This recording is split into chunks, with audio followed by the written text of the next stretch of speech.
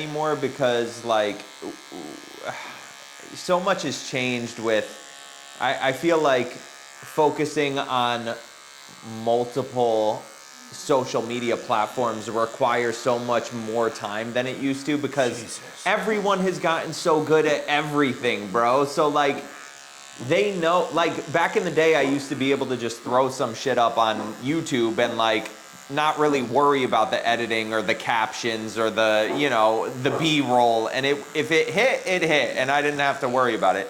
Now, you know, it's like everything is so refined, people put so much time into it, so I don't even really mess with YouTube that much anymore. But yeah, I mean, I've been doing interviews I've been in the industry for, I don't know, 20 years now, bro. It's crazy. So like out of college? Did you go to college? I didn't even go to college. I just went shit? right into, I got an internship with iHeart, which was Clear Channel at the time, back in the day, like when you didn't even need like credits to get an internship, you know? Wait, so 20 years ago would have been... I was 20. Right.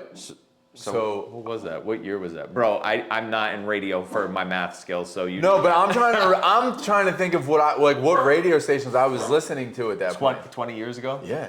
Well, the reason I even came I guess it was like Q102. Exactly. And Wired or Wild 96.5? Yeah. So the reason I even came to Philadelphia in the first place was because years ago, it must have been 15 years ago, I got promoted to be on air on Q102. So where are you from originally? It was after Buster I think it was just after Buster had left Wired. Like he had left Wired, they nixed the Wired thing, and then I came in or maybe because I don't think we were competing against each other at the same time. I don't know, but it was years ago. I'm originally from Southern Connecticut, Bridgeport, Connecticut, just outside of, like 50 minutes outside of New York. Is that where isn't ESPN up that way? Is that where like all like? Oh, so ESPN is in Bristol, Connecticut. They have their whole like campus. It's wild out there. Yeah. Have you always wanted to do the music radio space, or was like, I guess sports wasn't your thing, or how did you fall into this music and radio? You know, it's interesting. So I grew up it was just my mother and I. So I don't know, I didn't have that male like figure kind of like pushing I don't know, let's go to the sports games, let's go throw the ball type thing. So that wasn't really at the forefront for me, but I also grew up in an era that had the Yankees dynasty and Michael Jordan, so I had to be invested in sports to a degree because bro, you knew magic was happening. Like these were once in a lifetime type things, and growing up just outside of New York, I did on occasion go to Knicks games and Giants games, but I wasn't invested like that. So I always kind of leaned towards the creative. I was a theater kid to a degree, and I was always like creating stories. I loved writing, and you know, I was into all the like Never Ending Story, all that stuff. Like I love the fantastical things, and my buddies and we actually would create music together. We were producing and rapping and doing all that stuff, and you know, then you take that as far as you can, and you get older and older, and you're like, I have to make money. Yeah. And you know, I never wanted to go to college, so my mother and I discussed it, and she was like, all right, well, what can you do? And from being out at a lot of these clubs for like music or whatever, you know, I had met a lot of radio DJs, and I was like, what do you think about radio, Ma? Like, what, you know, and we devised this plan, and I reached out to some contacts, and that's kind of how I got into that space. It's like, you know, you shoot for one thing, and then if you could find something else that's kind of still involved in that space and still makes you happy, I mean, that's a win for me, right? So you and your mom devised this plan together? Yeah, So you guys are pretty close, huh? Yeah, man. She's always supported me, and I'm very similar to her, and like seeing her hustle as a single parent, and holding down multiple jobs, and all the sacrifices she made for me. I first had a job at 14 and then carried a job, it was at a family grocery store, but like seeing what she sacrificed and what she did firsthand, I mean, that really molded me, like who I am with my dedication and my motivation for sure. And we're just close, like sometimes too close, because her only having me, I feel like we had a very, like, it was a friendship relationship, Yeah. She was also my parent, but like, that's my best friend. Do you feel like that kind of got in the way of parenting? For Like her for being, her? yeah, like her being your best friend. Because I feel like sometimes I've seen growing up, like moms that like tried to portray that best friend were like the same moms that were like supplying or like letting like the group of kids drink in the basement type shit too. Yeah. I don't know. She was still getting my ass, bro. Yeah. Like, it wasn't like she didn't let me Because there's just... a boundary, like, because I'm a single dad now, and like my son's 12, dude. So it's like really unique to be 34, but the 12-year-old, and like Right. be a dad. It's like that's why I'm asking, because like I'm having trouble some days disciplining and then just being like, and I also get some like pretty unique opportunities, and he's on social media now, so he sees some of the stuff that's going on. Yeah. So he almost looks at it as like friends versus like, so it's like it's really hard to navigate and kind of find that happy medium of being like a strict like getting the respect from your child, but also being able to like be fun and kind of. And I feel like there's no real formula to it, right? Like there's so many factors, dude. Like, because you could raise two separate kids, like, completely the same, and the turnout, the outcome can be completely different, man. Because like my mom, I think the big thing with her was she led by example. So, I knew right from wrong because of her, but she didn't have that leash too tight, so she allowed me to make my own mistakes, Right. And then we would discuss afterwards, and I'm so grateful for that, bro, because how else do you learn? Yeah. I was learning in real time firsthand, so I don't know, man, whatever she did, Yeah, I mean, some parents have that leash too tight where their kid can't learn from their own mistakes, and then next thing you know, they're an adult and they're kind of just, they got no idea what the fuck. Right. But she made me be accountable. When I did things wrong, I would have to own up to it. But I don't know, bro. Like with your situation, now is a whole different, like all the dumb shit I was doing as a kid, I can't even imagine like phones being out. Seriously, like bro. when so now it's also like I understand why the leash is tighter, because if you do some shit and it is recorded, like it could be a wrap for like every dream you have, that's wild. We didn't have that pressure coming up. No, we definitely didn't.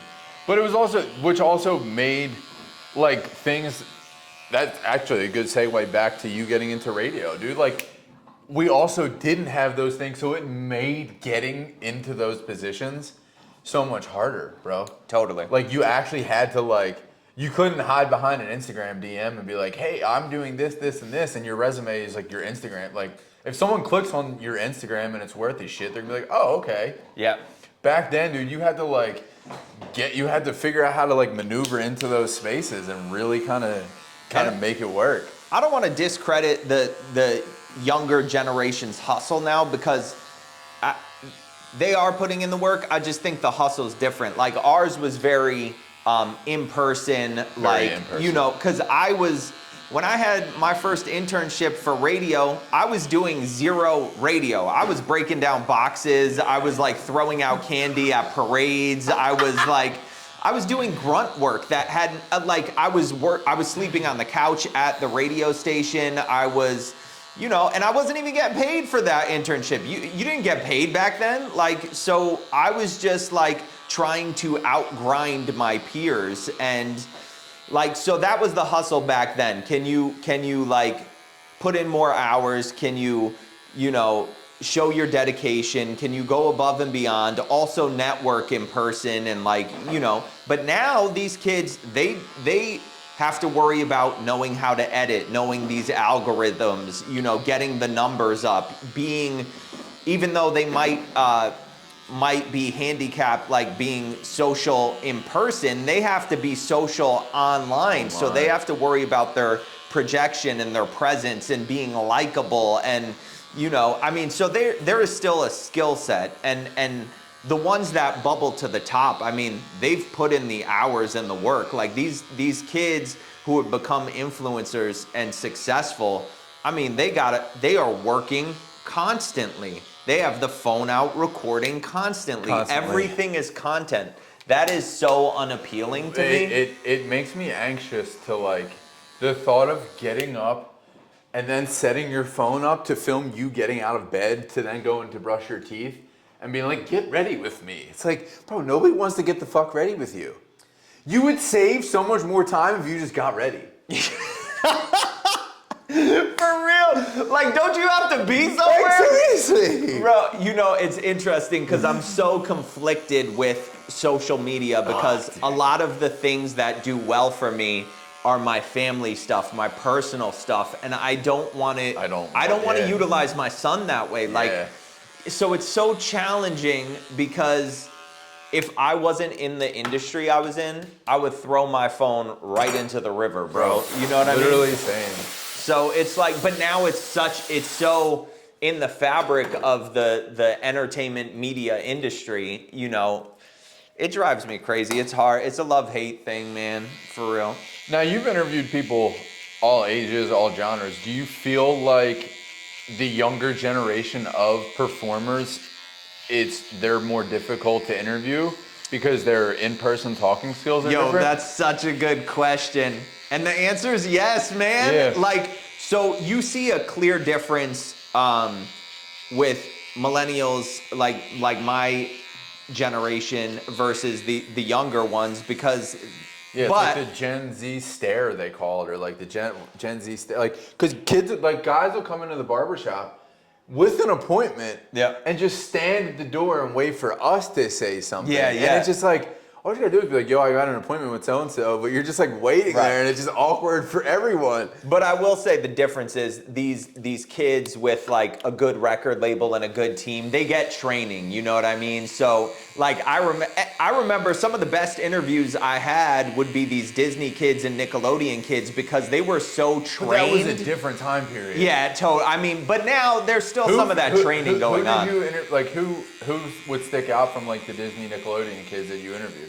I mean, the Jonas Brothers and Selena Gomez, dude, anytime, because you couldn't tell, they knew as a child that it was work, right? So you couldn't tell if they were having the shittiest day in the world. They went like this and they turned it on and gave you a good interview. That's insane though. And I appreciated that because like some days I don't want to be on the radio. I don't want to talk to this person, but I turn it on because it's my job and I appreciate that, you know? Okay, yeah, that's fair. I think that's crazy though, like to be that young, like to be a Disney Channel star and know, like, but I guess it is a good thing though, cause like, I don't know, like, I mean, there's pros and cons because a lot of these people are all fucked now. Right, in their adulthood, they're just, you know, their mind is so warped because they've been doing it since, you know, infancy practically. But I mean, that training, if you do want a lifetime of that, I think that training is essential, you definitely right? need that media training. I'll even venture to say, in the last 3 years, clips of someone like Elon Musk, he must have gotten like some sort of like media training or something. Right. Even he's socially awkward. He's gotten better. Yes. He's gotten better over the years. Unless he chipped his own brain, but which you never know.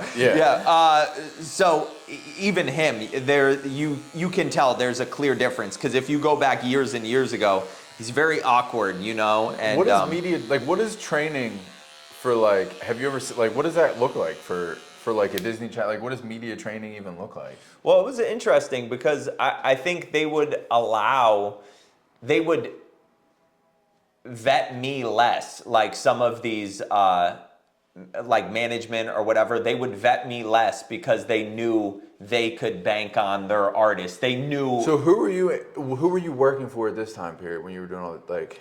That was earlier on because that's when Selena was young Right. and Demi was young. That was like peak Disney Channel. Yeah, right? that was. I mean, that was Like early Camp on Rock- in that was my like Camp career. Rock days? Yeah. Well, that was probably at the beginning of my career. So you going back around 20 years. So Yeah, because I was like I guess probably like high school.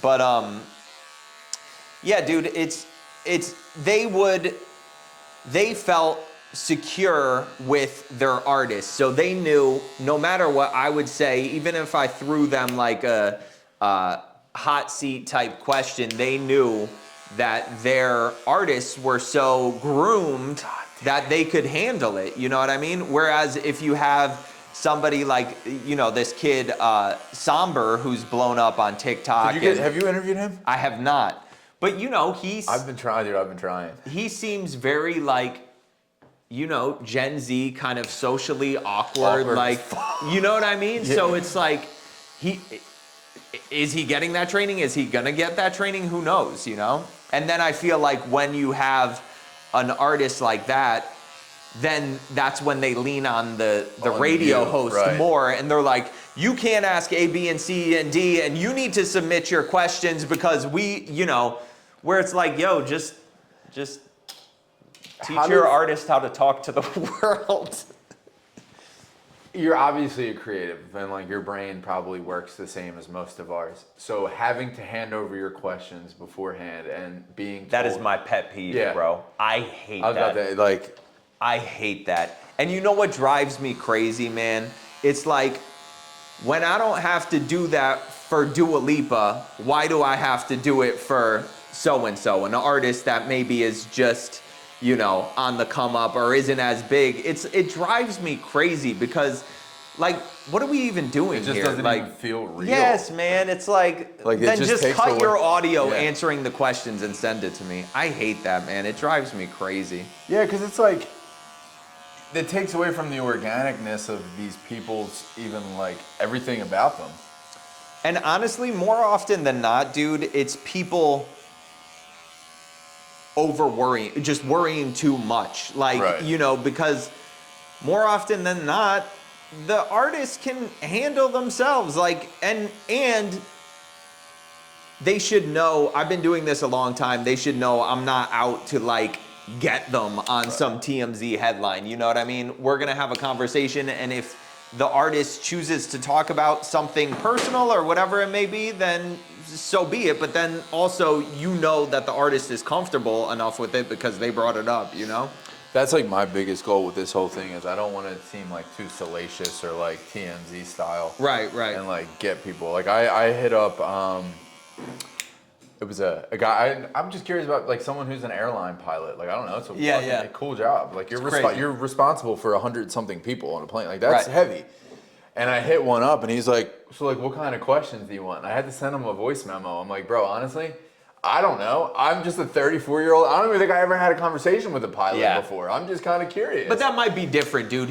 People might just be shy. You know what I mean? Or not know, like, just get worried. Like, am I gonna fuck this up? I think when people are unaccustomed to like either interviewing or being interviewed, you know what I mean? So it might be. Who knows? And then I reached out to that dude Andrew who does weather for. Oh yeah. And I had to write a whole thing for who's he work for, like 6 ABC or someone. Something. Yeah. I had to write like a whole description on why I wanted to interview him. Yeah. And I obviously like there's a lot going on in the world right now, so like to grab a weatherman who works for like obviously. But I'm like, dude, I'm just curious about the weather. Like I don't know. Yeah. People worry that you're gonna try to like roast them somehow, I mean, I don't know. Now, what's like a prep for you for your interviews? How is that? Do you have a specific method? Like, do you go back and look at their previous interviews, or do you just have stuff that you're like, I want to know about this? Like, yeah. So, we were talking about this before. Like, a lot of times these things come down like last minute, so the prep time is you know, you might have 48 hours or whatever. Right. What I like to do, man, is because these artists get asked the same questions constantly. So I like to go on YouTube and watch as much of their past interviews in, say, a year's time, like watch as much of that as I can, just so I know, like, basically what to avoid. Right. And then it depends on the artist. Like, if it's a newer artist, you can ask some of those origin story questions. If it's an artist that has been doing this for a long time, you might want to dig a little deeper. Like, I love talking with Pink about feminism. I love talking about Lenny Kravitz with going into a primarily white genre and that versus, you know, Beyonce now putting out a country album. Has it gotten easier for her? Like, it depends on the artist. So I love kind of... the way your brain works. Thank you, man. But like a lot of times, you know, it's hard because a lot of times there are label obligations, obviously, right, that have to get in. So we got to talk about the new project. But then there's also my company, those obligations. So we have to talk about like certain mental health things, right, that are part of the I'm listening thing we do. So there are certain obligations that I have to get in there. So then if you're working with a 10-minute interview, right, and I have obligations from the label, obligations from my company, but then I also want to be creative in my own space and not just get in the, you know, how many songs did you record for this? Or when do you write the best? Or what's your favorite song on the album? All that bullshit. And I don't want to do that. I want to get to I want to talk about racism with Lenny Kravitz, you know? Bro, like, how do I get that in? Yeah. You know? So that's how my brain works. And I try to make everyone happy and make it all cohesive and do it in 10 minutes. Do you write your questions down?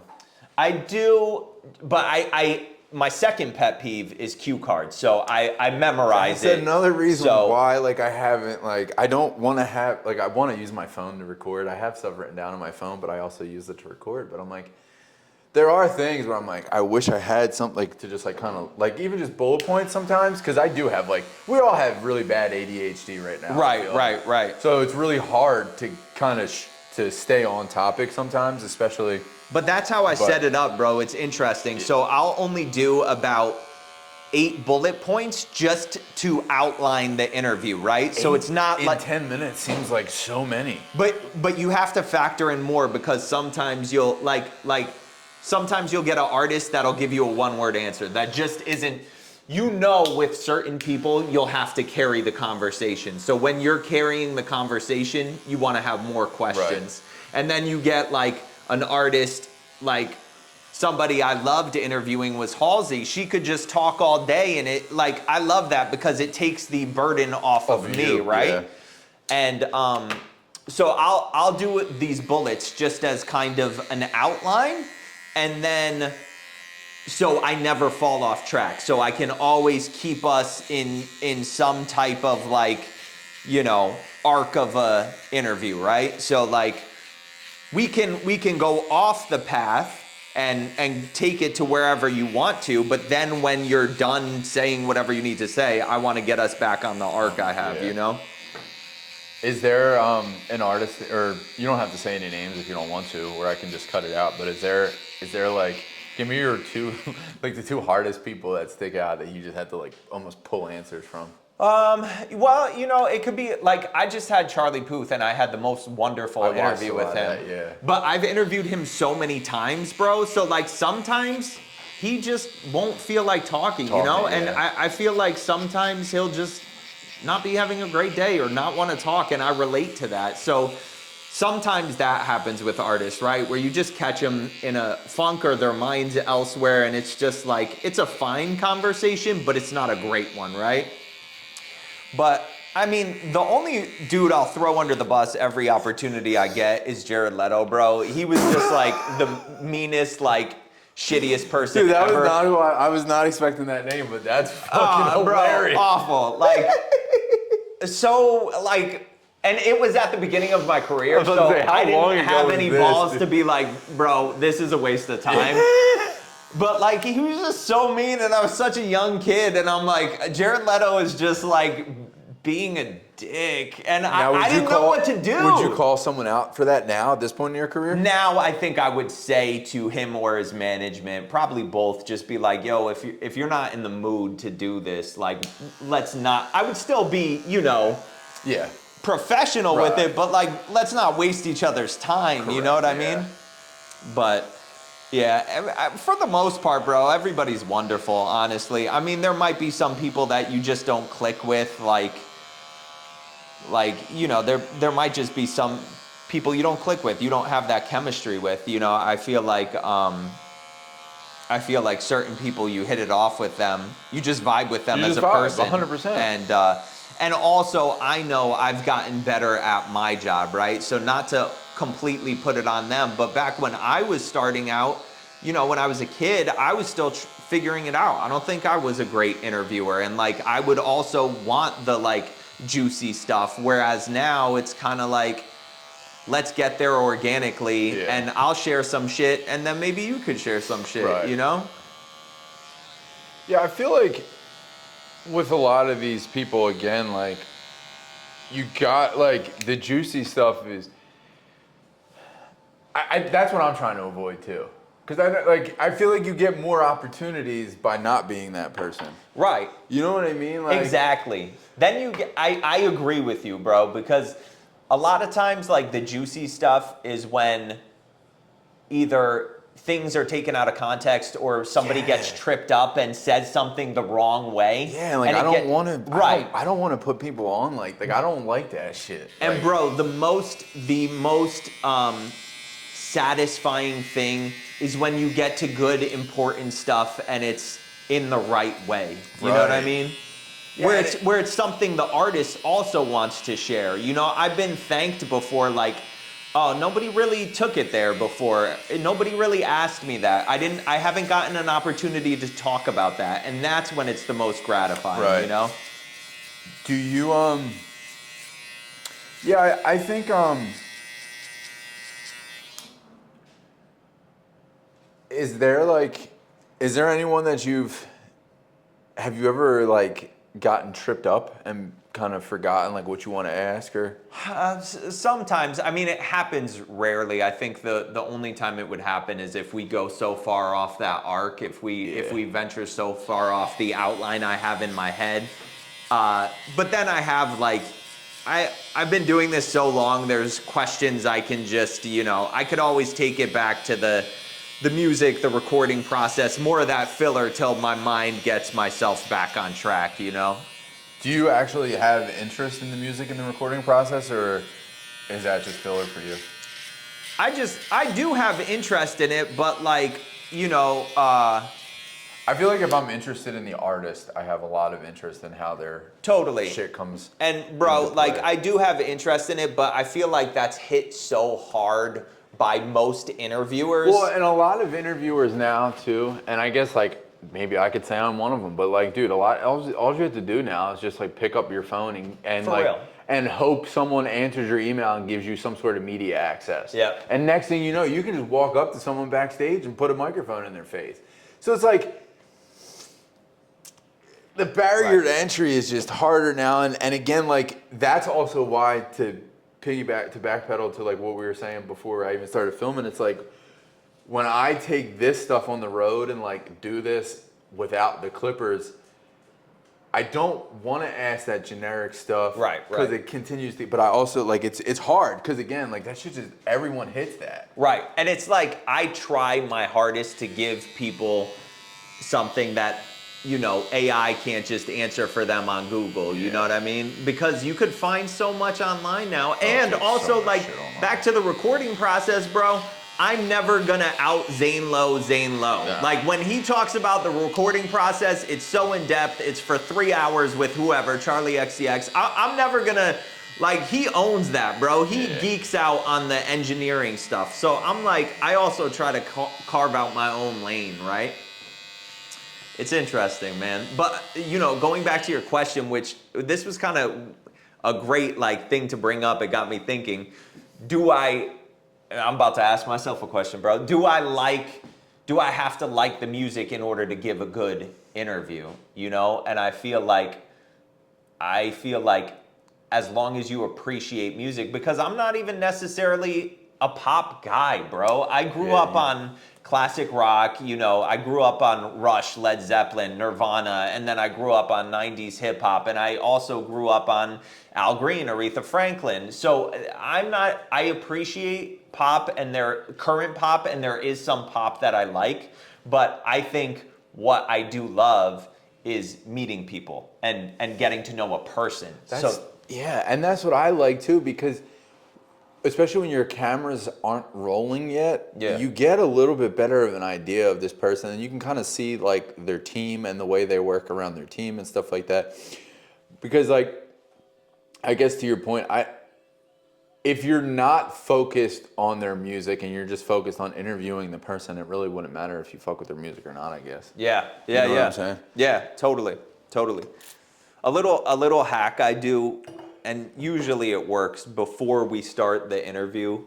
I try to just like, you know, usually I'm sitting next to the person for a few minutes before we actually start.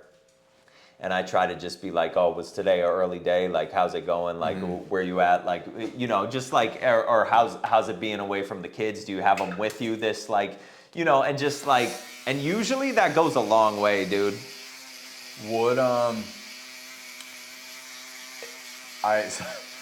So obviously it was years ago, but I actually on YouTube yesterday I was watching you interview fucking Kanye, dude. Oh, yeah. What was that like for you back then?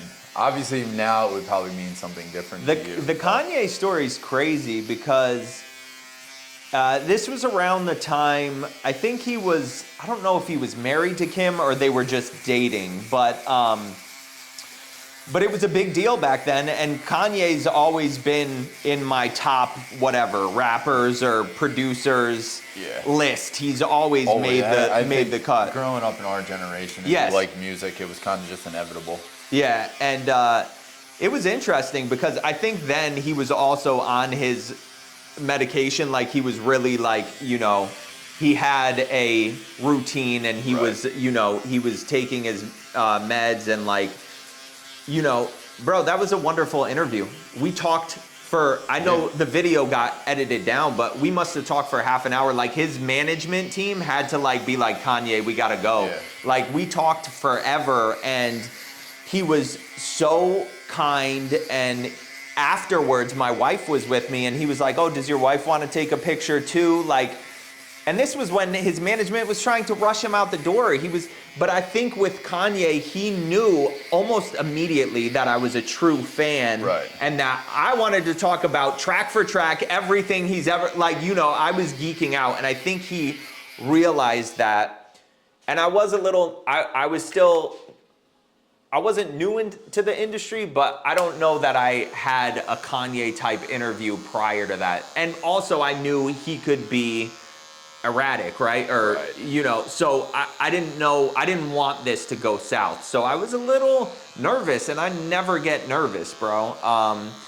And there was one point where I thought it could potentially go off the rails, where I asked him, I was like, bro, how you ride the beat, I saw a difference from, I forget what album it was, maybe the second album to the third album, but I saw a difference in how you rode the beat. Like, I feel like early on you were trying to, the lyrics were the most important, and you were trying to jam in the lyrics without necessarily regard for the flow. And then I was like, what changed? How did you come to this more like middle ground? And he was like, you mean when did I learn how to rap? I saw that. And I was like, oh, shit. And you were like, well, dude, there was a couple good ones on whatever the album before that was. Yeah. I did see that. But dude, then he laughed and he was like, yo, I talked to DMX, like I wasn't a good rapper. Yeah, he and said he DMX, actually, he started naming all these and rappers. he went into it. He was like, at that point, I wasn't a good rapper. Maybe I was a good like lyricist, or maybe I was a good writer, but I wasn't. And so he leaned it, and he was cool with it. But at that moment, I was like, you know. Oh, shit, dude. Oh my God. Yeah, that had to be. Has there been any moments like that recently where you've kind of asked a question to someone and then they had like a response like that and you were just like, fuck?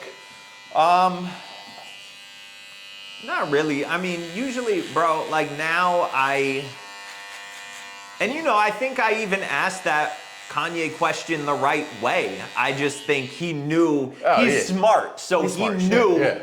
what I was really trying to ask, right? But no, I mean, for the most part, like I think I'm pretty good at like finessing the question and saying it in a way where it doesn't come off as you know, an attack or a gotcha moment. But it is funny with Pink, when I was talking with her, there was a moment, where I was just talking about feminism and if like how women are treated in the industry have gotten better now from when she was coming up to now. And her response, she was talking about some specific interviewer that asked a like out of pocket question and she was referencing them, but in the way that she responded to them. And then the internet took that out of context and said that I was the person who asked the out of pocket question, and the way it was spliced, it just became a whole thing and got picked up by major accounts. And I'm like, I hate the internet. Like, man, that shit is, because I was actually asking.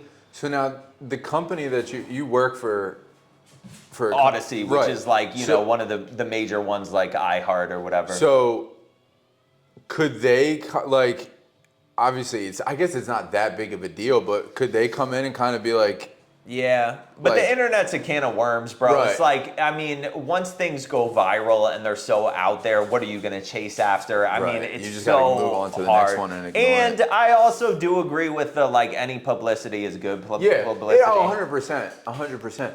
How do you navigate, like you have a young child and a wife and what's your schedule? What's that work-life balance like? That's really challenging. Because it is, bro. if you're really doing these last-minute interviews, like, Yeah. because I was married and like we both had our own issues, but between having my kid, her kid, and me trying to do all of this on top of all of that, Yeah. that definitely put a strain on the marriage. Like it, like 110% did looking back. And there was obviously other issues and like it wasn't all me, but this definitely on top of being a barber, being a parent, Yeah. and then like getting a call being like, yo, you can do this tomorrow, you just gotta be here. And then it's like, yo, babe, I gotta do this thing tomorrow. And it's like, what do you mean?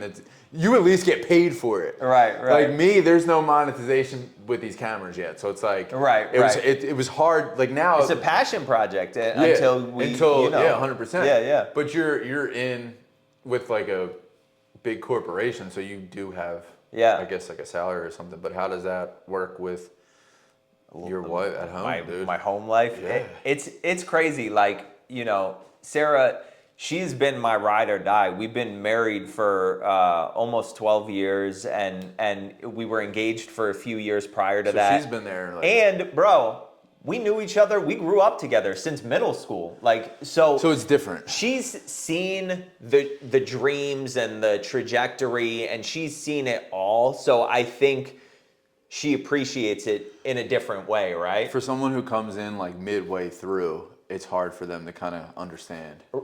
Absolutely. I couldn't imagine. Someone who comes in midway through, you're like, they don't really, like, you're just like catching them up on something, right? It's like, oh yeah, for the last 2-3 years I've been doing this, this, and this. This shit don't matter to them. Yeah. So and there's certain things with Sarah, like she's seen the hard work pay off, and she's also seen certain things she hated come to an end. Like, she used to hate back when I used to do a lot more TV, bro. She used to hate helping me with the self-tapes, like, because also I was like, we were just starting out and I was trying to make money and build a life for us. So I was putting so much pressure on trying to get, like, be the host of this cupcake show or be on E! News. So we were doing, at the time I had an agent, I was being represented by somebody. So we were doing self-tapes constantly, and she felt my stress. And I'm much more relaxed now, but she felt the pressure I was putting on myself because, I was shitty and I was also putting pressure on her, like, just, was that good enough? Can we do another one? Like, let me see, do we have the right lighting? It was just ridiculous. So she's seen some things go away that I'm sure she's like really grateful for. And even like when I was working sporadic hours, trying to get to New York City to be on air full time, like now she's seen it all, bro. And I think she appreciates my dedication and my motivation, and also how I've changed as a human, because her and my son have made my priorities are completely different now. Right. Like now I've set up those boundaries where like, it's like, you know what, if I got something, something that's important to my son that I have committed to, I don't care if it's Madonna. I mean, Madonna would be like kind of crazy, but like, dude, but maybe we try to figure it out someday. But like, you know what I'm saying? Like, Madonna is a crazy bull, dude. She's like my top 3 too. Like that would be wild. Her, Janet, and Whitney are like my top 3 female singers. You just answered another question of mine. But like, now my priorities, they're pretty unshakable. You know what I mean? Like I want to be a father first. And I'm also in a weird position where I've almost accomplished everything I wanted to in my field.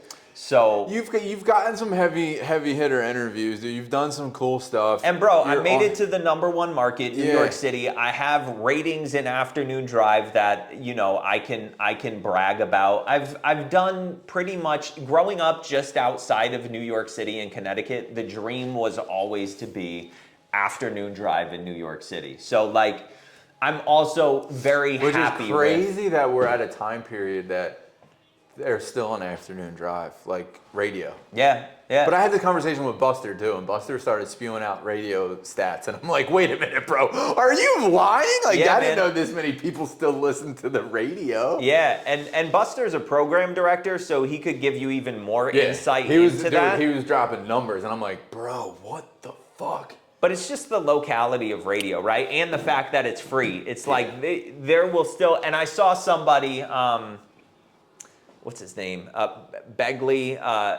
He does afternoon drive at Star 99 in Connecticut, and I saw he did this write-up about streaming versus radio, and he had a great line in the article. He said, just because people used to buy albums, CDs at Sam Goody back in the day, didn't mean they were not listening to the radio as well.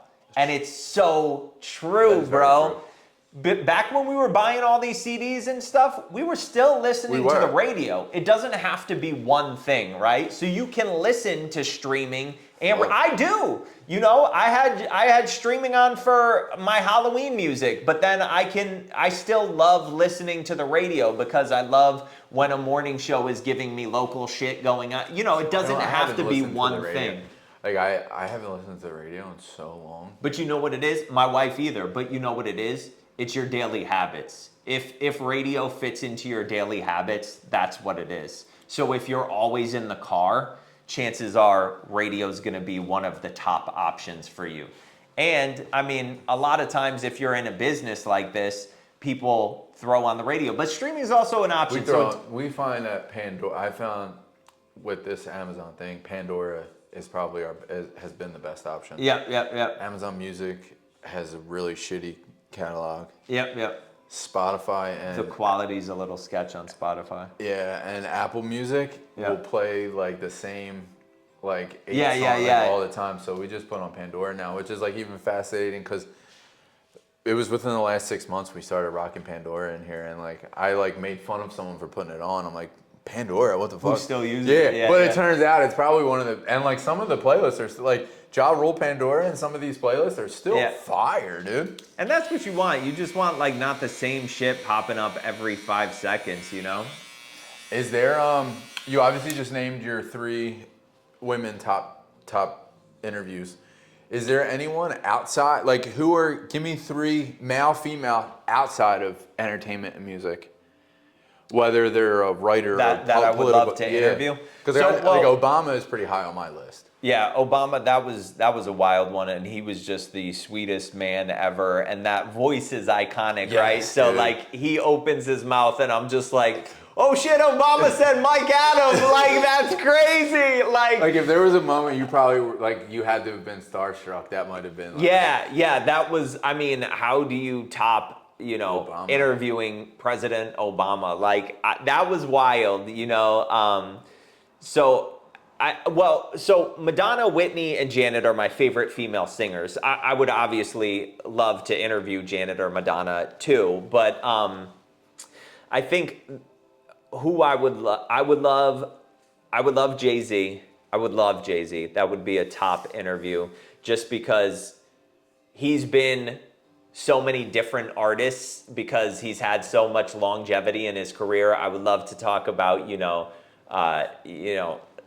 the debut album to now, and how he's changed and adapted, and just as a businessman, and just his upbringing and everything, man. I grew up with him, so Jay-Z would be one. This still breaks my heart. I would have loved Anthony Bourdain, R.I.P. Like, that would have been a really good interview. so I don't know who's cut from the same cloth as a Anthony Bourdain that I would love. I would love Robert Plant from Led Zeppelin. So let's go with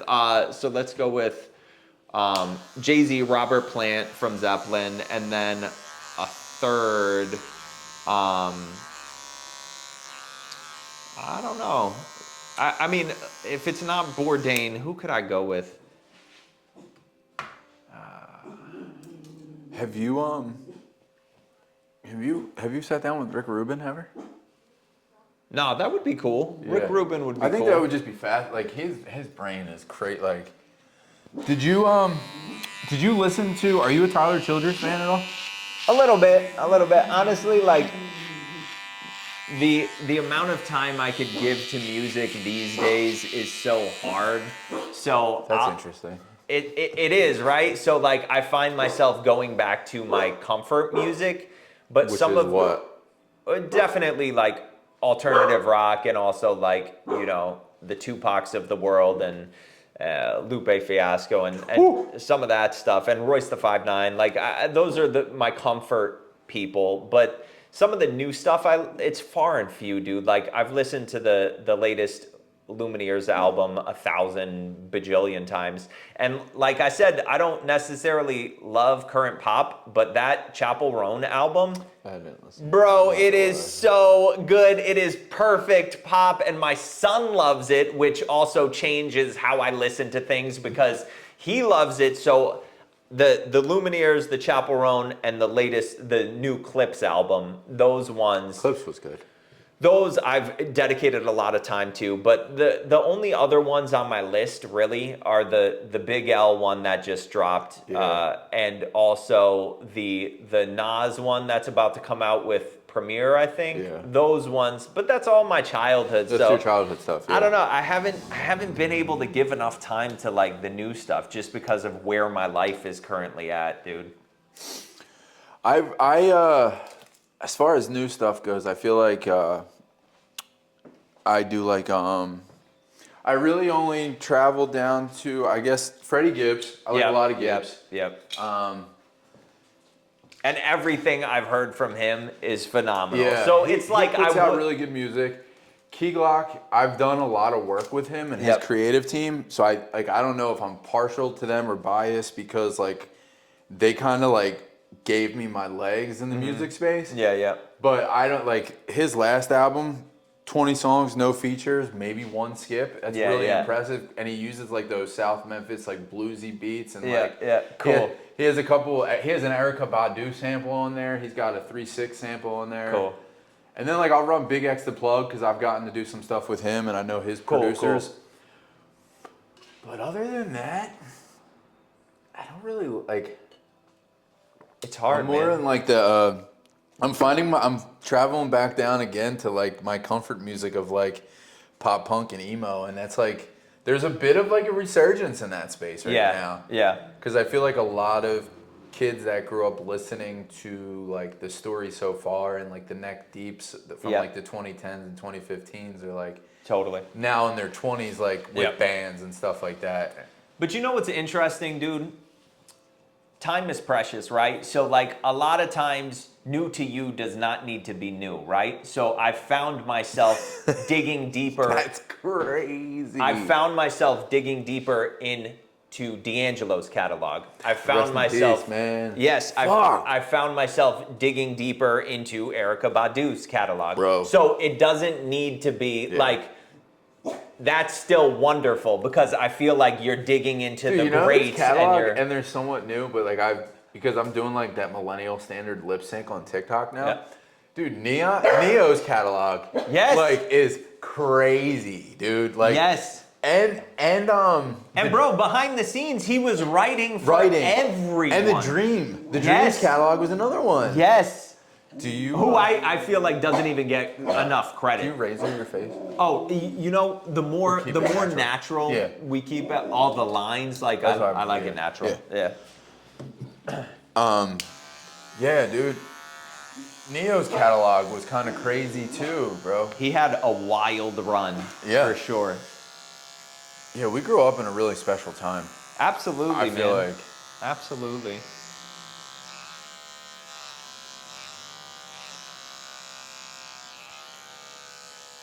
So do you travel? Do you travel to New York for work? Is that your setup, or do you? Bro, I am on Amtrak 4 days a 4 week, days a week. dude. Yeah, yeah. And do you go? Are you up there for the day? Like, what's the time? Yeah, so I'm on air 3 to 7, Right. and then I go up. You know, if I'll have an interview, it's usually a little bit before my shift, so I'll knock out the interview, and then I'll go, you know, do the show live or whatever, and yeah, that's it. So I mean, that's why it's like it's so hard because I'll catch an early train and then I won't be back home until, you know, almost 10 p.m. So it's the whole day, And you it's know. 4 days of that. Yeah, but it's interesting because like the thing was, I got hired at Q102 at the time Sarah was working in New York, and I was like, yo, are you down for this? Can we do this? And she was like, yeah, let's do it. So like we moved, and then she was commuting to New York, and then she finally got her job at QVC because she's a wardrobe stylist. She dresses all the people on like TV or whatever, and Oh, that's cool. so she got like one of the few fashion jobs that is in this region, right? And then once she got that and got going with that, I got promoted to New York. So I'm like, I'm not, and then we owned a house, and I'm like, I'm not gonna uproot us. Right. And so You it's have a like, whole life, yeah. yeah, you know? Fortunately, New York is an Amtrak ride away. Right. But that's a long day. It's a long day, and you know, so I've been able to put like certain, and the pandemic helped with this. You know, now I have a full, you know, studio at home, so like That was one of my next questions. so I can go remote when I need to. So can you go live on air from your house? Yes. That's cool. So, and I can take callers there and everything. Like it's a fully functional. It's wild. That's bro. crazy. But that the pandemic helped advance that Sure. technology. You know what I mean? So it's like now I have more flexibility when I got the parent-teacher conference, when there's a snowstorm, when, you know, whatever it may be, How old I is your- have the how old is your abilities. son? 5. Oh, you're in the thick of it. Yeah, so like, but I know I'm like over your here. kid. I'm over here looking at high schools and But $30,000 to $40,000 a year high schools. right. Oh my gosh, dude. Gosh. And that's the thing with Philly, bro. Like we have failed in the Tremendously. public school space. Like Tremendously, bro. you look at other major cities, like we have not done well Yeah. from a public school standpoint. But there's So it nothing, and makes- like as me and you, like there's only so much you and I could sit here and fucking do about it. You know Yeah, what I mean? yeah. Like, and that's the hardest part. Is like there's only so much you can do. There's still But so then many. it just, you know, this city, I love it with all my heart, but it's like you're then forcing parents to move away because so then how do you keep good people that are invested in this city here? You know, it's like you're not. It's just Yeah. so frustrating, bro. And then don't even get me started on SEPTA or just the lack of garbage cans around the city. The potholes in the middle of the street everywhere. Like you can't even really drive with a cup of coffee. It sounds so trivial and first world problems, but it's like we shouldn't be you shouldn't be running the risk of a flat tire every time you fucking get in your car and drive down a city street half the time. Yeah, It's man. crazy. But yeah, high school's bonkers, dude. Like Catholic private high school in the city is generally like 15 to 30,000. Like LaSalle and St. Joe's Prep are both close to 30. Roman down on Broad and Vine is like 15.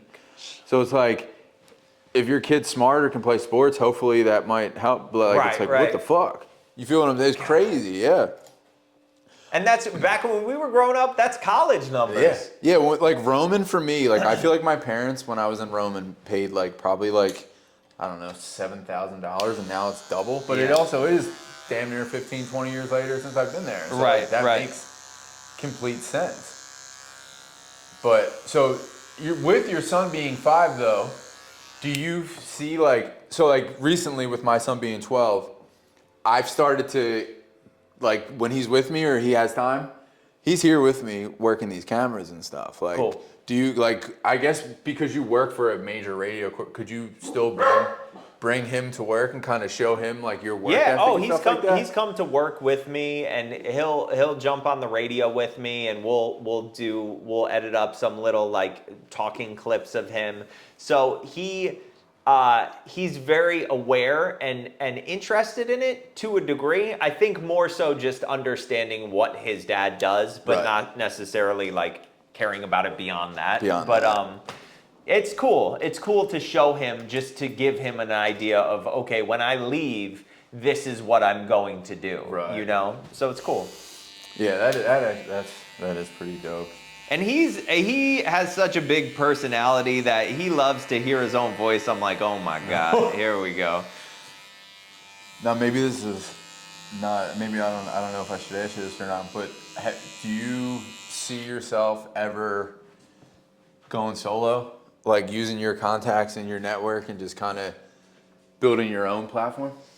Bro, because of where I'm at now in my life, when I quit or when I get fired, I'm gonna go and be in the trenches and work for a nonprofit or something, and then just help people, you know, because that's the thing with my industry. I got into it as a kid and it looked cool and it looked like, you know, you become known and you get to be around these cool people, and it's an exciting lifestyle, right?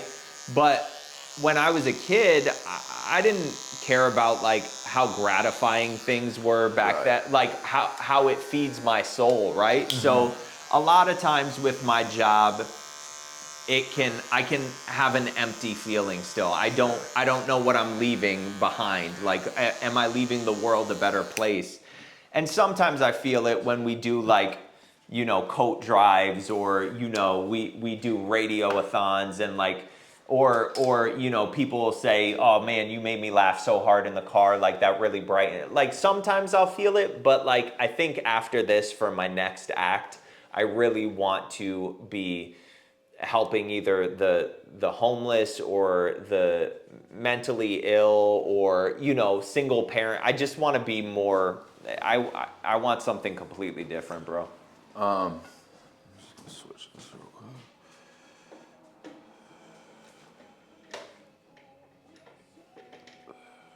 That's all whatever. Bro, you're good at both your jobs. I could talk to you all day, dude. Dude, I'm trying, man. My man. Trying. You're good, man. If you could be a good conversationalist, man, that's all it takes, man. You have a very engaging personality, a personality that people, I would say, are drawn to. Do you feel that way? Do you feel people, I don't want to say, God, this is so cheesy, I don't want to say like light up a room, but do you feel like you have a personality where people gravitate towards you?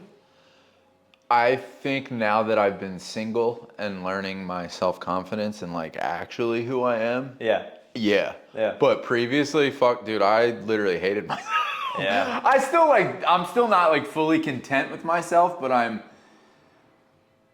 don't know. A lot of the opportunities I've had, I've gotten by myself. Like after stepping back and realizing, like, one of the first times I shot a 2-day music thing was for Roots Picnic like 3 years ago. It was when like Chief Keef was there. Yeah. I forget who else was there, but I shot Roots Picnic, and it really stuck out to me then because I was in the pit with a bunch of photographers.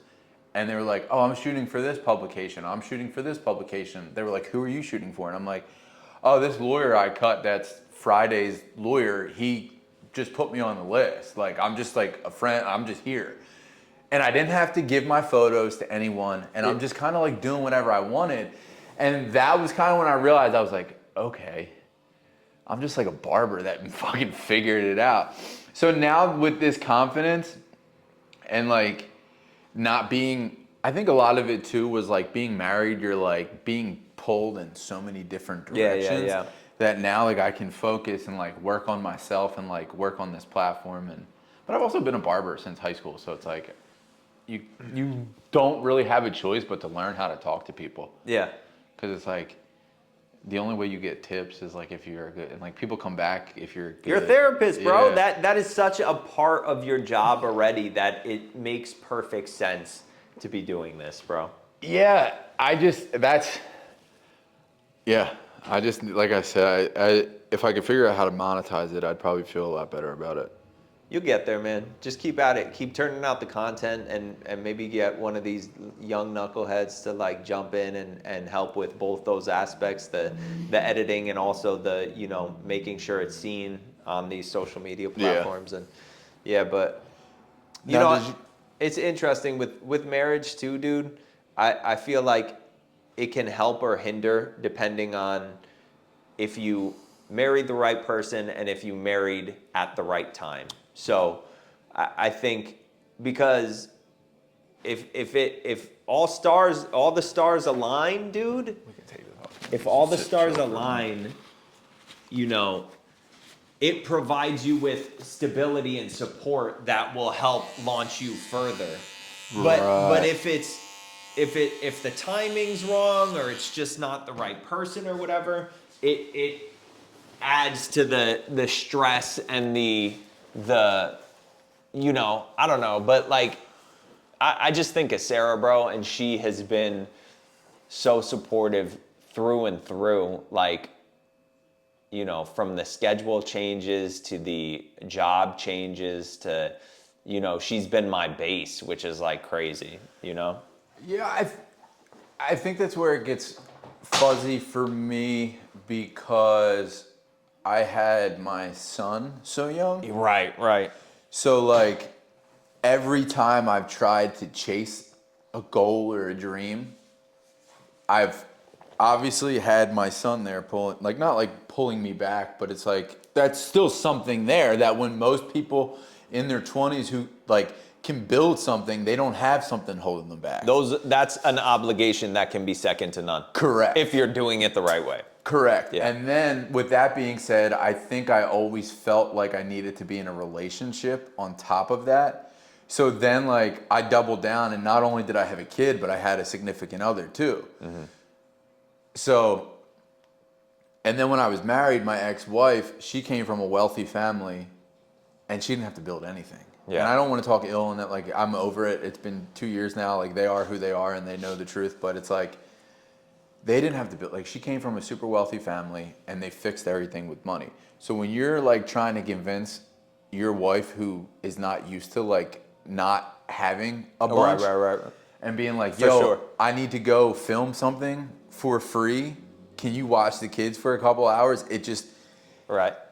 but if you find someone who came from the dirt and kind of understands like a dream, but also too, again, like, had I gotten to do all this stuff in my early 20s when I was, you know, like if I stayed single longer or whatever, but hindsight's always 20/20. But you're 1,000% right, bro, because, you know, Sarah and I both came up the same way from very little. You know, my grandparents came over here from Albania and, you know, her family came over from Puerto Rico, and all of them had very little in their pockets, you know, very, very little ownership of anything. So, you know, humble beginnings. So we were both on the same page in that sense. And also, bro, to your point, like, I couldn't imagine trying to form a relationship now. Like, with my current schedule, Right. If it was just my son and my work and me trying to build a relationship with someone, That's why I don't. what do I have to give? I really don't even attempt to date anymore because I tried. Like, Yeah. And every time, like, I'll like make a plan with a chick, I'll get a call. Like, dude, like, this one always sticks out in my head. I had plans for like 5 days with this girl to go out on a Saturday night, and it's like Saturday. We're like, yeah. Gucci Mane's photographer, he's like my friend. He calls me. He's like, yo, I'm in the city shooting with Skrilla for this blunt wrap company. Can you come do behind the scenes tonight? And I'm like, yes. Yes. So I canceled on this girl like after all week, and then I'm like, I just need to just like remain by myself because like I don't like I'm gonna keep doing that. Right. Like that's the thing. Like I'm gonna keep doing that. Bro, how many times did we try to set up this right here? Literally, It's dude. like, something came up, either from me or Yeah, you, bro. and it's like, we've been trying for months, bro. Dude, it's like, so like I don't even attempt to date anymore. And now it's just like me, this, and my son and my dog. It's like, Yeah. I don't like, and with my son again, it becomes easy because he's 12, so it's like he can stay home alone if he needs to. Yeah. He can come Right. with me and run these Right. cameras, and he can cook dinner if he needs to at home by himself. Right, so it's like you're unlocking a new, you know, it's gonna get a little easier. Yeah. Yeah. Gosh, man. I gotta ask you because I got to sit with him twice. I didn't get to interview him or anything, but how was your time with Teddy like? What was your time with Teddy like? Bro, he was wonderful, just like a Right? teddy bear. He was Right? the sweetest guy, so loving. He's like a Yes. hugger, and I'm It a doesn't hugger. even- I'm like, yes, hug me. And he was just like such a nice guy, bro. And then at the end of our conversation, when I got to like, and who am I? But like, I got to hit him with a little like parent advice and like, yo, Bro, this is why you're gonna. So did I. I thought he was about to cry, bro. Dude, like it touched him. I was cutting his beard in this Airbnb bathroom in Fishtown back in December. No one even knew his girl was pregnant at the time. Yeah. And he's telling me and my friend Mara that he's like, yeah, my girl's pregnant, da da da da da. And I was like, yeah, my son's like 10, or I guess it was 11 at the time. And he starts asking me about parenthood. I'm like, bro, you're like the biggest star in on the globe right now. That shit was so funny, bro. And it's so funny, like, what a non-parent thing to ask someone for advice. Because once you get into it, you know, we don't fucking know. We're trying to figure it out. Yeah. Dude, he was like one of the sweetest people I Yeah, ever man. met. Oh, man. And those are the type of, where he's so talented and so kind, you just want to see him win. Seriously. You're like, Straight up, dude. It's really, and like, I have when they performed at the Man. So that day, I got commissioned to do that job by this dude, Chandler, who works for Warner. yeah. I don't know, he needed a barber. Someone tugged me in this post. I got very lucky. Ended up, because I shoot, like, I ended up getting hired that day on site to shoot behind the scenes for the whole, they were doing short form content for the song Guilty. Okay, cool. And which was also like a crazy concept to think now they like rented an Airbnb, flew out and put together this whole skeleton crew for short form content for one single. 5 outfit changes, 4 different rooms. Yeah. It's And like, I always try to think like, how would Kurt Cobain or, you know, how would that fit into today's world? Like, how would Prince, you know, or, I mean, dude, well, even to just like stay in this current space and like look at like some of these like the punk band, like some of these bands don't care. Like they don't want the press or the space. You know what I'm saying? Like Bro, and you set aside so much additional money for those things, Yeah. you know? It's like, the lyric videos now are not lyric videos. It's a full video. And then the other video's coming. Like, it's just crazy. a cheaper video. I'm like, what? Where are we? Like this dude Chandler, who works for Warner, shout out Chandler, he's great. His job title is like head of short form for Warner, and it's like, bro, Crazy. That is an insane job title. For real. And now he's just a dot connector across the country for people who like. And the reason why I asked if you shot for or interviewed Somber is because he does a lot of commission work for Somber. Okay. And I was like, he said he like, it's funny, and maybe he'll see this, maybe he won't, but he like picks and chooses when he answers my text. Yeah. Because I'm always like, yo, can you like put me on a list for the Met? Like, and like I know he's not gonna answer, but he's like, shut up, I'm doing like, 400 things right now. I'm literally the Goo Goo Dolls, the Deftones, Teddy Swims, like Shabuzi, all of these artists, and you're like, yo, can you put me on a list for Somber at the Met? Fuck off. And it's like in my head, I know. But it's like maybe there's that one-off chance someone's gonna answer me. Right. But that's why I had asked if you had sat with Sombria, because I'm really interested to sit with him. I'm sure my time with him will come. It'll come. Because he's gonna be in the industry for a long time. He is extremely talented. He's young. I think he was a writer or something. Bro, he is such a good songwriter. Before his own stuff. Yeah, I believe it. Well, he went to one of the, I forget what it is, one of the most prestigious art school in New York. He was there and you know, working on his craft and everything, but then things popped off so much on TikTok and everything that he was like, I'm out.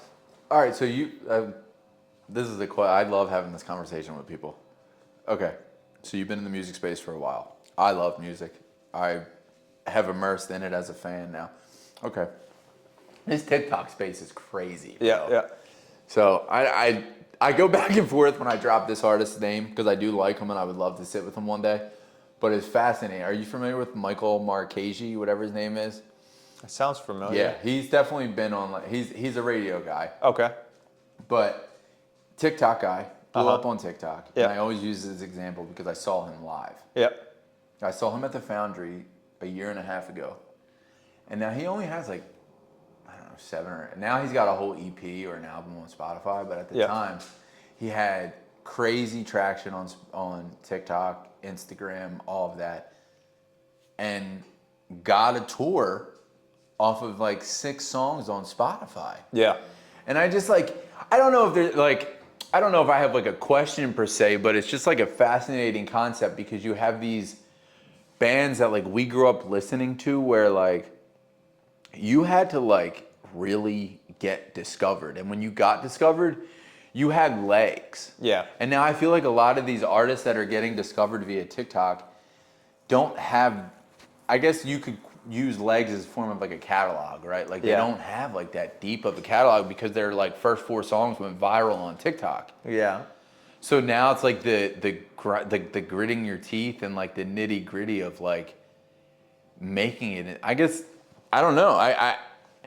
It's like twofold, right? It's a great time to be an artist, but it's also like a really crippling time and a hard time to be an artist. I think all that stuff works itself out, right? Like you look at, you know, MySpace, you look at all these singing competition shows, you look at all these things. There's always been ways to get seen. But I think, who do we remember from American Idol? Ruby stuttered. I just TikToked him the other day. Great voice. But like, I think most people think of Kelly Clarkson. Yeah. And why is that? Yes, she's become a businesswoman, but she's got a fucking phenomenal voice. Yeah. Like any cover she does, she rips it. And like, I think in part her longevity is because of her raw talent. And then you think of like people who have blown up on TikTok or whatever it may be. I mean, look, Shawn Mendes was on, what was it, Vine, right? He blew up on Vine. Yeah. Justin Bieber was on YouTube and whatever. But you look at these people that have lasted I think it's because of the talent, the songwriting, the adaptability, the, you know, being able to change along the way. I still think the good stuff rises to the top. And I don't think it has to be one thing, bro. I would love to get back to the, you know, Toni Braxton got discovered while she was pumping her gas, just singing a little something too. I would love to bring that back too, because I think when you find a diamond in the rough with talent that is undeniable, I think a record label should invest in that talent, that one-of-a-kind talent, and still build it. Why does it have to be one thing? They want it all done for them already, which is fucking ridiculous. But, you know, I think, you know, if you stumble on something, if you stumble on the next Michael Jackson, the next Freddie Mercury, like what, you're saying, you don't really have the TikTok followers. TikTok followers. So, yeah, because literally the guy Greg that cuts in this chair, now, granted, his music is pretty niche. Like, its lyrics would be like a little bit more like vulgar than Weird Al, but like that comedic value mixed with like some punk in it. It's kind of fascinating, but people are literally telling him, like, because of his following on social media, like he can't get like spots on, like, even just in fucking bars and through Philly, dude. But then you have guys like Zach Bryan came from TikTok. He was just strumming away in the Navy. They had to, from my understanding, they had to ask him to leave the Navy because he got too famous. But he also had years of poems and songs that he had written. So he had a cat. And that, I guess that's like my point though. Like some of these people, like someone like Zach, he had been songwriting for a long time. So he had like a catalog. So when you first went on his Spotify, there was a bunch of shit on there. You know what I mean? Some of these guys, they have like a 3-song EP. But I guess that's when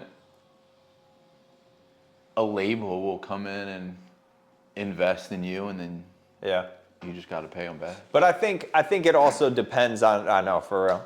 I think it also depends on, you know, like, Charlie Puth and I talked about this. I think he would be a great label head at some point, like whenever he wanted to, you know, create his own roster of artists that he signed, you know, maybe later on in life, because I think he solely believes in the music. I think to him, he would be putting on artists based on just their talent and build it out. I that's what I have to believe, you know. So I don't know, man. I think we're eventually going to get to we're getting to a point in music that is going to we're going to have to go back to there, because, well, actually I don't even know, because dude, I was watching fucking Rogan yesterday or 2 days ago, and he's on there talking about AI music and how some of it's his favorite music, and like someone apparently put together basically a jazz version of like Many Men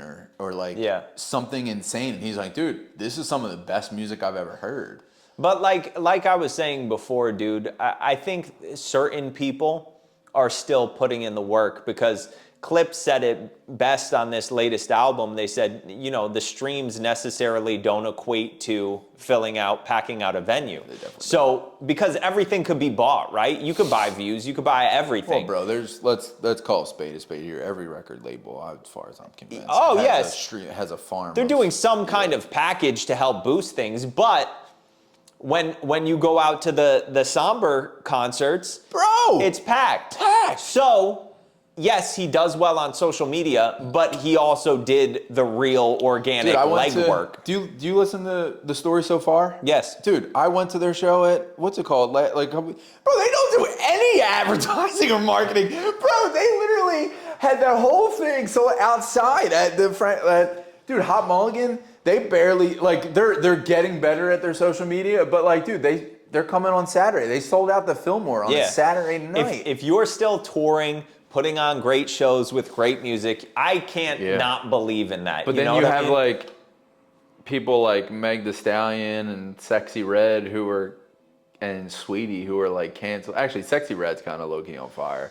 Well, have you interviewed any of them? No, usually like I'll get Sexy would be a fun one. I'll get Pop, but like, you know, some of the other, like, you know, the hip hop stations will get first dibs on whoever. Like, you know, I get a little bit of everything, but it also depends on like, you know, who has first rights of refusal on like certain artists that are format specific or whatever. Oh, is that a thing?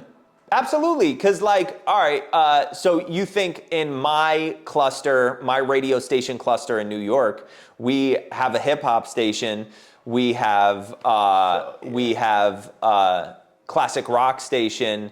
So like, if it's artist specific, you know, if their interview makes more sense on that format, they will get the artist, you know, but because I think I've built, you know, a good name for myself. People know I could handle anybody from a Billy Idol to a Kanye, you know? So they're like, oh, if we don't have anybody, put fucking Mike in, you know? Because I automatically get the Dua Lipas, the Selena Gomez's, the Pinks, the Madison Beers, the Charlie Puths of the world. But when they need somebody to go outside of that, like pop wheelhouse, I think they know they can be like, we could throw Mike in and he could do Lenny Kravitz easy or whatever. Dude, Lenny Kravitz would be so cool. But bro, what was I about to say, man? I lost the thought, but... Oh, you know, I think certain artists can just be internet artists. Yeah. I think it's okay for an artist to just be a viral sensation online, and they don't necessarily need to be a touring artist, because why does the artist have to be, they might be shit live, honestly. So like, I mean, people can just be intrigued with Meg the Stallion or whatever, whoever online, you know? Why does it have to always translate or cross over? But also to that point, I think there's an ego behind that too, because we're at a point in time where your management, your team can, like, take Key Glock, for instance. His team pulled together when he did that latest album. His management and everyone pulled together the numbers, and they said, these 5 cities are where your top fan base is. We're gonna pick record stores in each of these cities, and we're gonna do a meet and greet at a record store.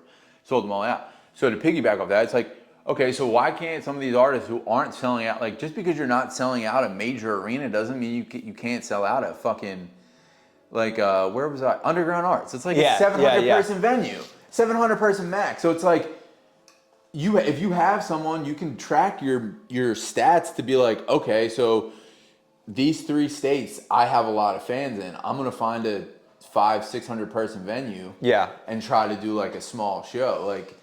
But I think it depends on, bro, it depends on what the artist wants, right? Look at 50 Cent. He's always said, like, yeah, he's good at rap, but he wanted to get into it for the business aspect of it. You look at Zayn from One Direction. He doesn't fucking like touring because he gets anxiety over it, but he has a great voice. And so why can't he just be a studio artist? Why can't Meg the Stallion be like a viral artist who also wants to get into acting? Like, I just don't believe, like...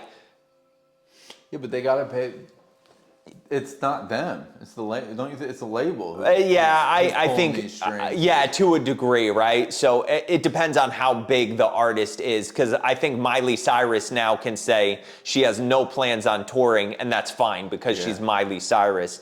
But it's unfortunate because you push somebody like a Selena Gomez, who's not necessarily a great performer. You push them to do that, and then they get shit on by, you know, so why can't Selena Gomez just make music? Well, now she can, but you know, I'm also saying like new artists. Well, yeah, because they're, from what I see, they're all indebted to these labels. So these labels need to sell tickets, get their money somewhere. And that's touring. Yeah. It's touring. It's literally touring. Yeah, you're right, you know, but that's so unfortunate because then you're pushing people. It's really bad, dude.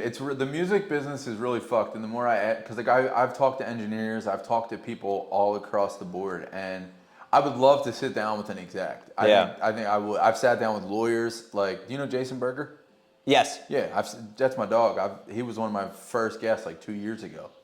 I wanted to sit back with him again now, knowing like how to communicate a little bit better. But I just these artists get wrapped You're right. wrapped into these deals. You're bro. right. It's like, and I'm thinking of it as a fan of music and the Dude, artist. I'm like, oh, this would be best for the artist. This would be best for the listener. But you're right, because it's not. It's dollars. It's the dollars, dude. And it's like my boy, like this dude, Public Works. He's like a punk emo core artist out of like Long Island. He blew up on TikTok, blew up on Instagram. I don't know why or how he's going on tour, but he's going on tour and he can only afford to bring a drummer. Yeah. And then someone who, like an engineer to the mix board.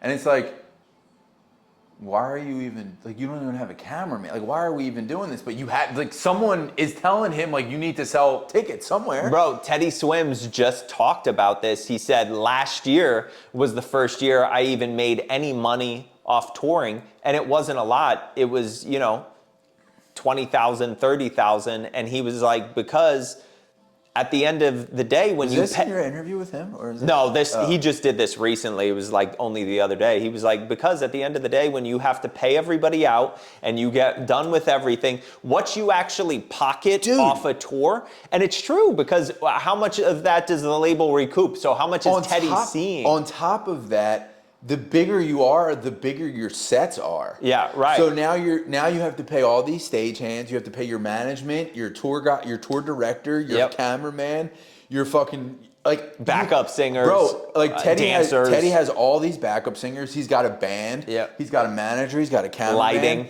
Dude, his sets are crazy. Yep, everything. Like when you get that big, and I think that's why a lot of these guys rely on merch too. I think a lot of it comes from merch. Yeah. Like I looked up recently, like Zach Bryan sold out the Big House like a couple weeks ago, whatever that was. And then like it was actually pretty funny, because then like a week or two later, the lyrics about the ice lyrics. Yeah. And I'm like, dude, all these people that bought these tickets for the Big House show probably hate him now. Yeah. But I chat GPT and I'm like, yo, how? Because that's 112,000 people in there. Yeah. And I'm like, what are I don't remember the numbers off the top of my head, but the numbers were insane. Yeah.